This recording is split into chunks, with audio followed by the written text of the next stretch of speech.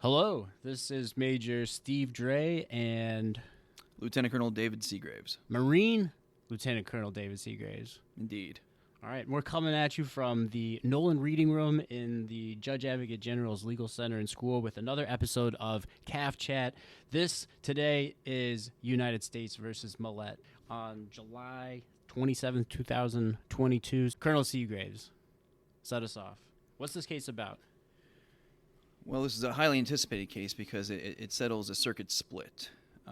It resolves the psychotherapist privilege, MRA 513, and what exactly that covers. All right, let me cut you off right there. When you say circuit split, what are you talking about? Well, our mighty sea services, including the Coast Guard and Kitchen and the NMCCA, in their opinion on this case, Mellette, decided that basically almost everything between a psychotherapist and their client was covered, meaning that it included the communications between the two back and forth, including diagnoses, prescriptions, Everything. You're saying something to a psychotherapist that's privileged. Full stop. The only stuff that wouldn't be covered is essentially kind of the metadata. Kind of think about what you would know about a soldier or Marine and their defense counsel. You might know, who the defense counsel is.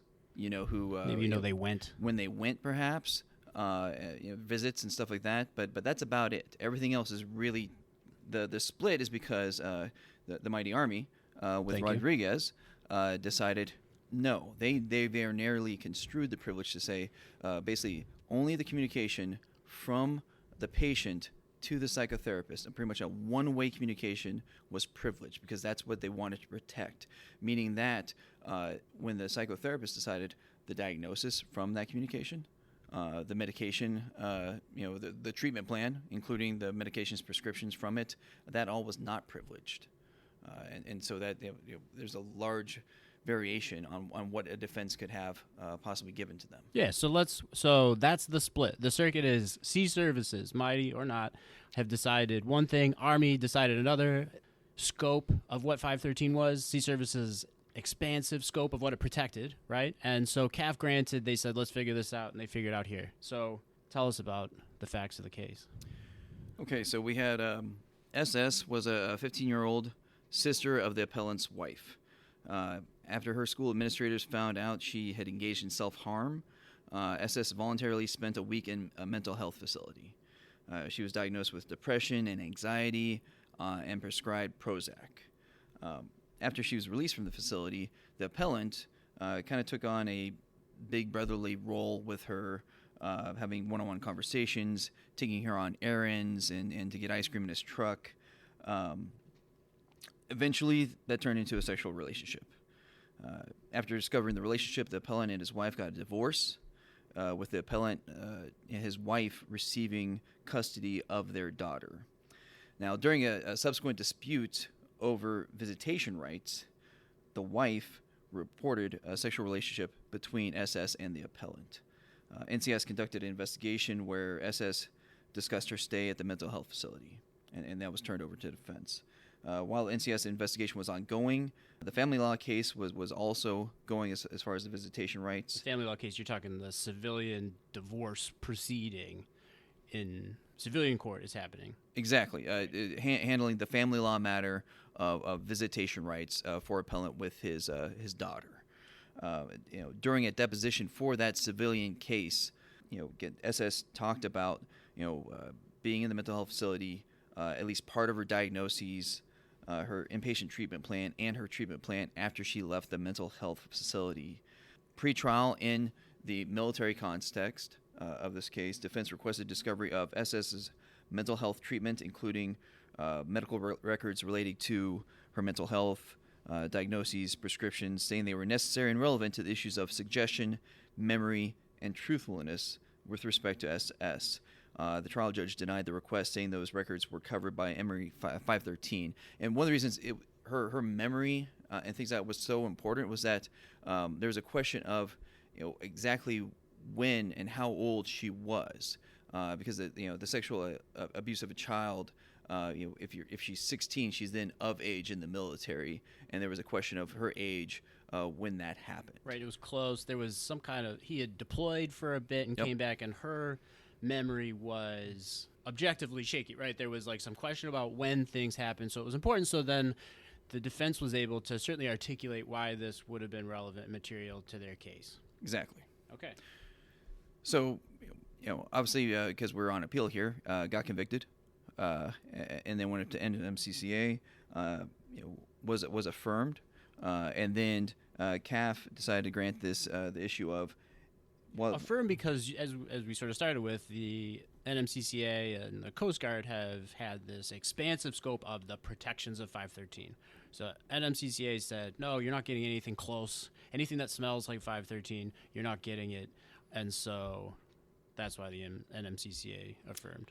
Yes, I mean, I think you have two things. You have one, you have that broad protections.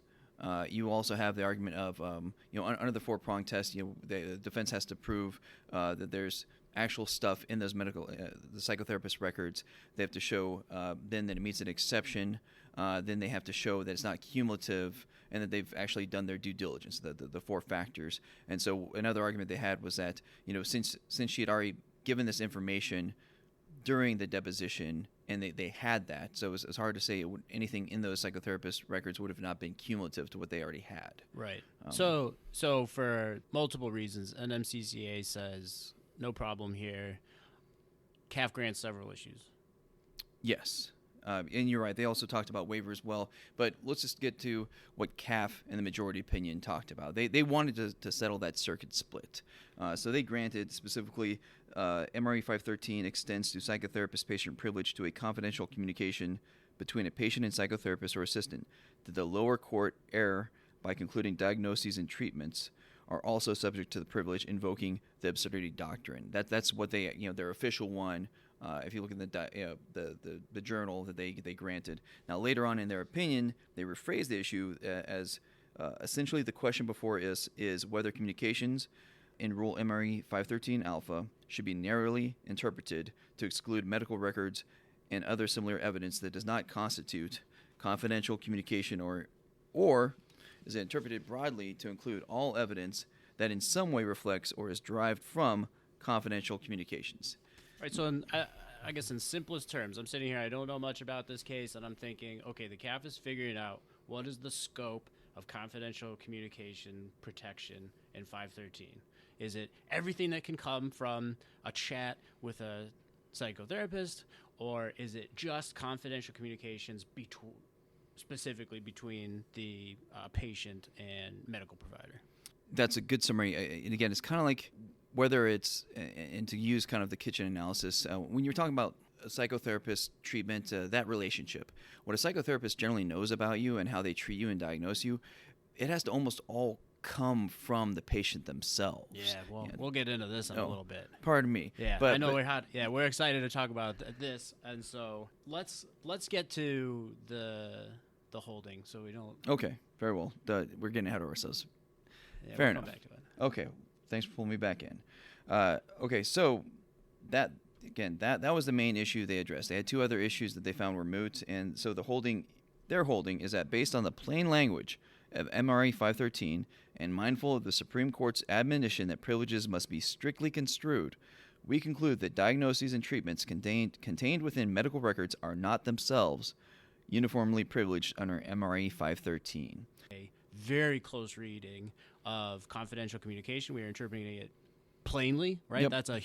That's the case, right? Is we are looking at the plain language of rules, and they look at the plain language of this and they say clearly confidential communication is limited to communications, the exact contents of a communication between a patient and a psychotherapist. Exactly. Just what the patient tells the psychotherapist. That is the only thing privileged. And so when she talked about her treatment plans and her prescriptions, well, that's not covered anyways, so you can't waive by disclosing things that are not covered. Okay, so what sort of takeaways can we have from this case? What does Mellette tell us? Well, Mellette tells us that like we just kind of said a little bit, we should be very careful when handling privileges. And they've just highlighted a number of times in this case, they are going to narrowly construe. So they're going to keep it very tight. So just like throwing out that there's a privilege out there, isn't going to do enough. You have to really dig into the words and make sure. And of course, more specifically on here, we said communications does not include all records, only protected records. So they highlighted that later on they talked about disclosing protected records, and they said that some records from psychotherapists could be protected, could be privileged, if they in essence captured what the patient is telling the psychotherapist.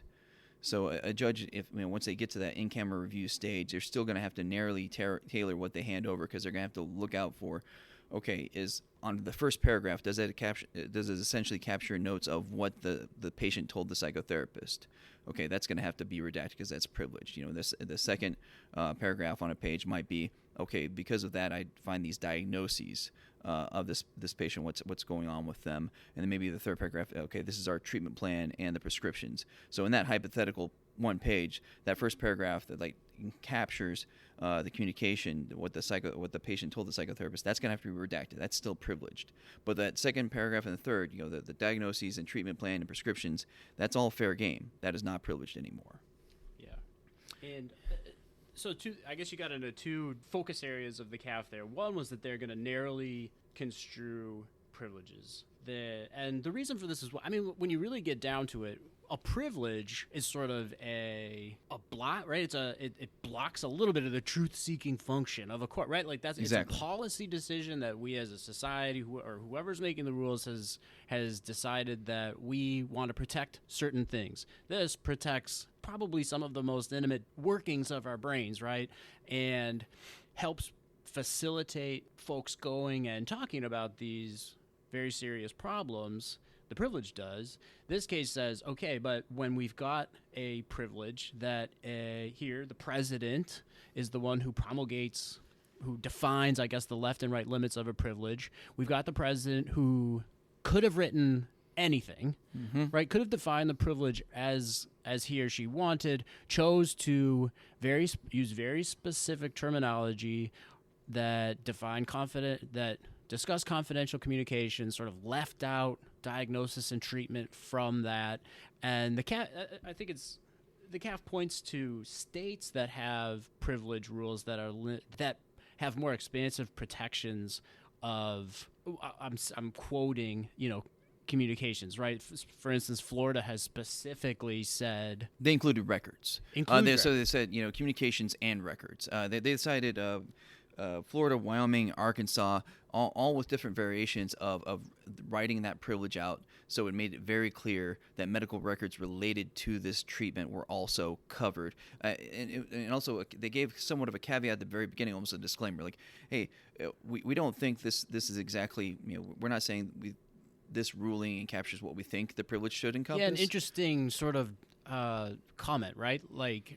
It's tough to read what they think about this privilege necessarily, but they're saying, hey, plain language says that this stuff we believe that it is excluded because of the plain language. President could have written it expansively, didn't. We've got other statutes, we've got other privileges out there, rules in other jurisdictions that we look at, and they're like, well, they wrote those more expansively. So, hey, we're not saying that this is the right thing for policy reasons. We don't do policy, right? We're the CAAF.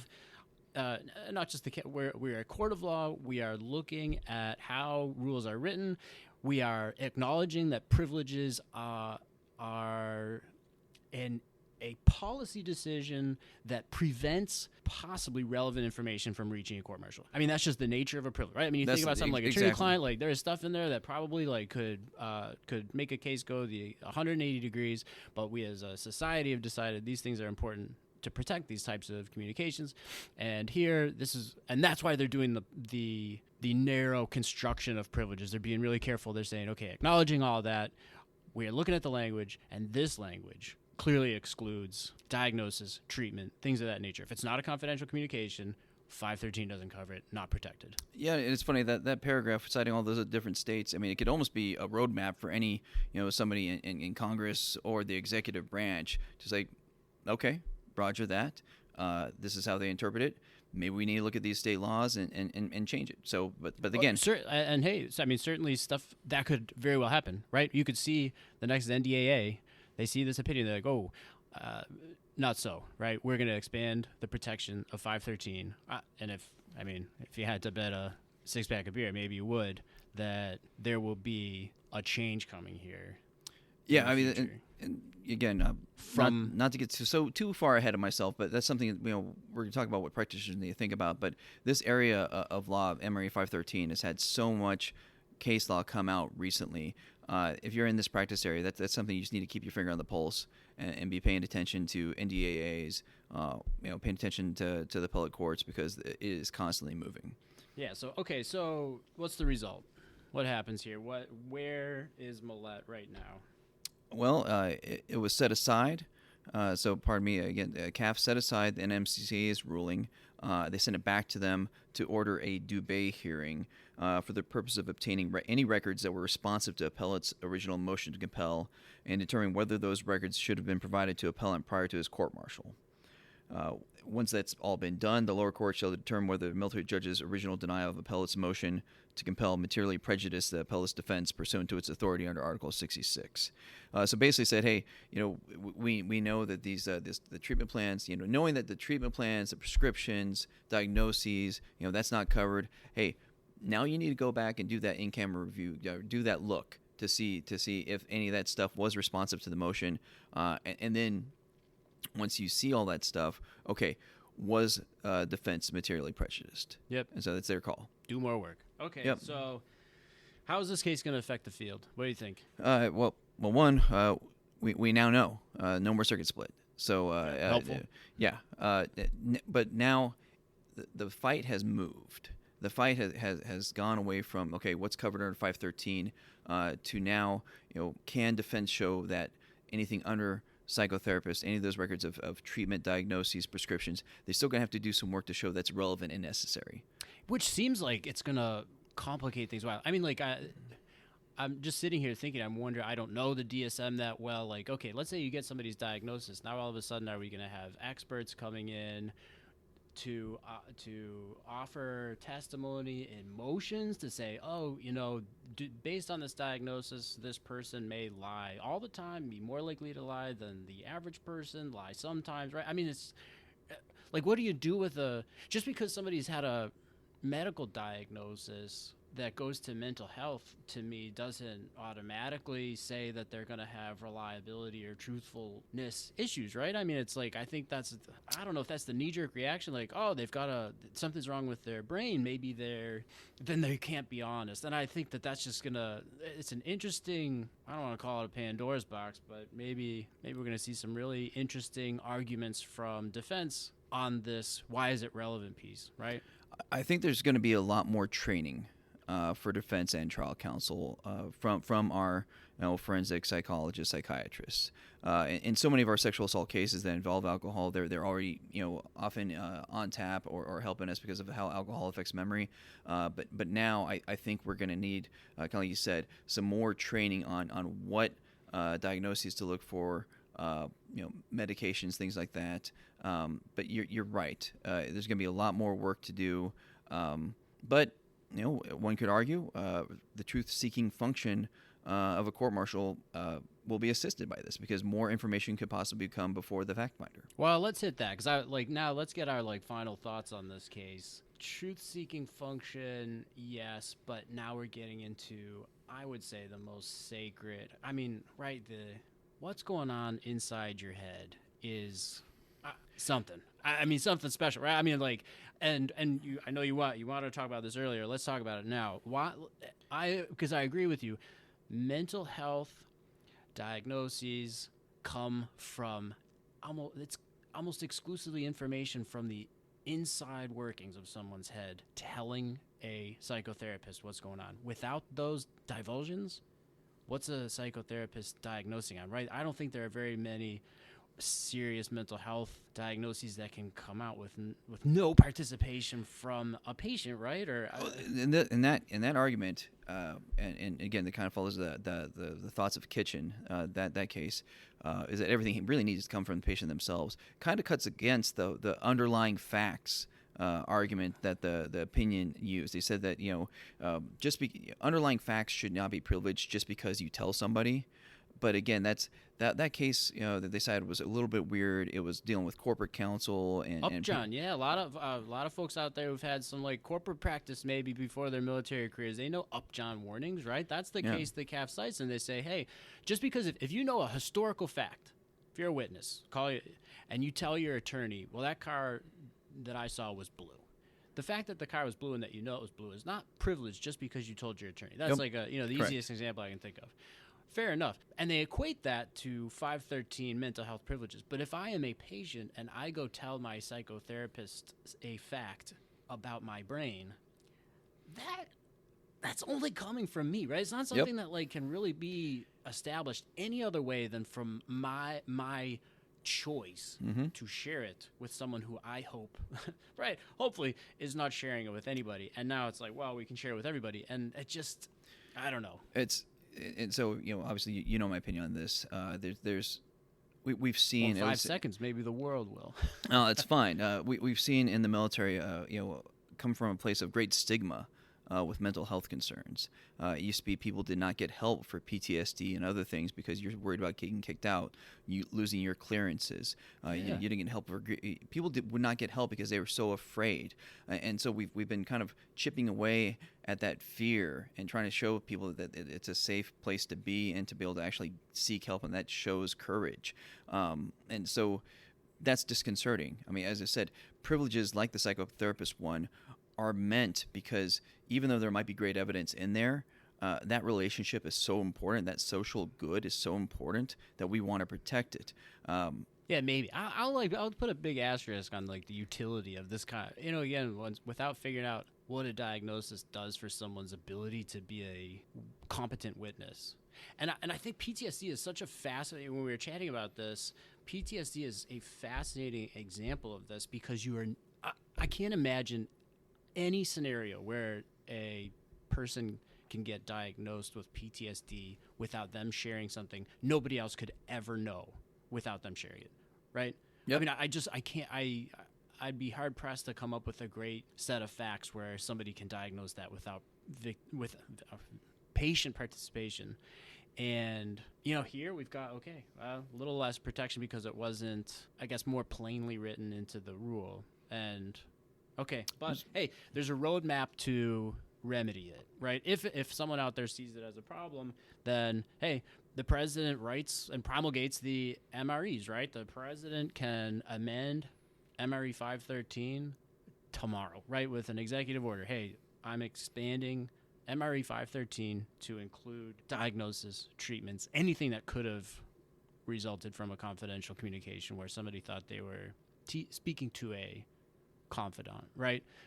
But until then, we've got Mellette, and Mellette says only the direct communication, what the patient tells the psychotherapist. All right, great. Well, that is United States v. Mellette. Recent opinion helps provide some clarity on MRE 513. And thank you for listening, Colonel Seagraves. Thank you. Thank you, Steve, and hoorah to everyone out there. Hoorah! Out.